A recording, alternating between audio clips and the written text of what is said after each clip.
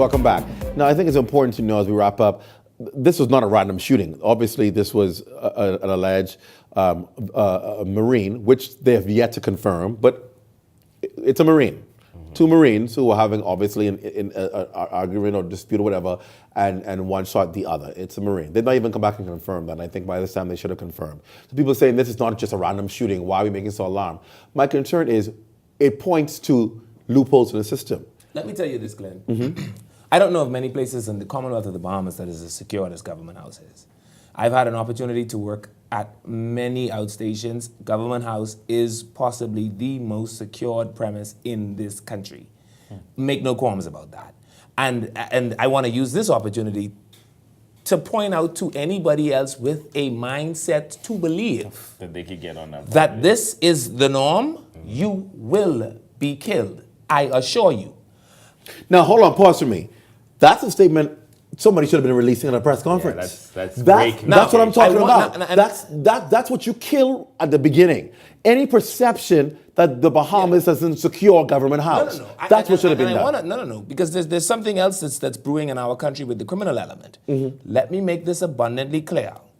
If you try to illegally or otherwise gain access to government house, you will be fired upon, possibly shot and killed. This is the press officer. That's my point. But this is my point. I mean, that's what should have been said. And so I want to make sure that I put that out there first. Yeah. The second thing that I want to put out there is there obviously was some sort of gaping, collapse in what the protocols are that day. What I am not wanting to see, though, is what I see Mr. Davis doing, which is talking about there ought to be 8 Marines there and there were 4 Marines. Well, I don't know Mr. Davis to be the Commander Squadron Commanding Officer, so I don't know if he knows what the complement of manpower on the ground would have been at any given time.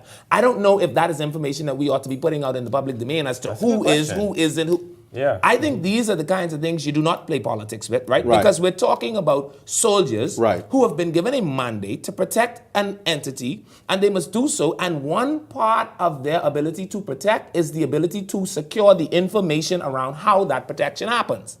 So I want to fault Mr. Davis. Now, I also want to say that I think Commander Bethel, Telus Bethel, I don't know if the commander was forceful enough. First of all, in a crisis like this, soldiers need to see their commander. There's a reason we give you this uniform and this peak and all these medals. Go and put them on, get your command team, and assure the public that this is isolated. It will not happen again. We've already taken the necessary steps to address SOPs. We've already taken the necessary steps to address welfare.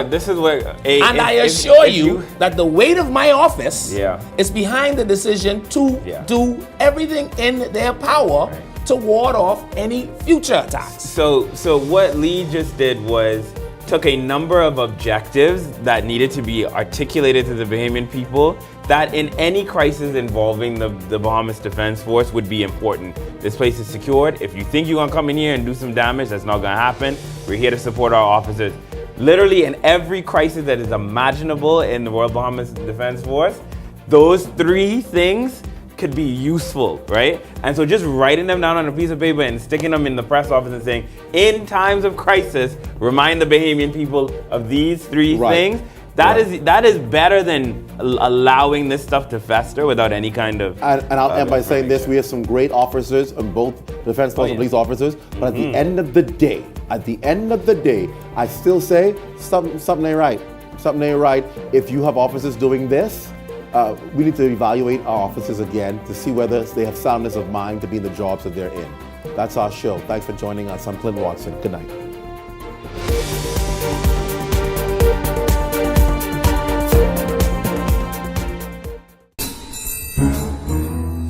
Last stop.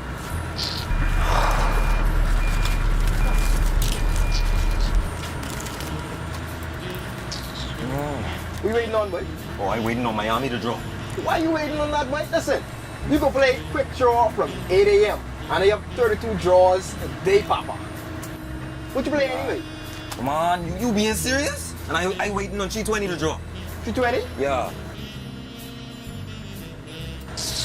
Without that dropping quick draw, long time, you was be slugging. Man, you could have then win, and you receiving the same payouts anyway. Hold on. Bust up. Okay, respect. Quick Draw, 32 draws a day. Why wait? Speed up your winnings today.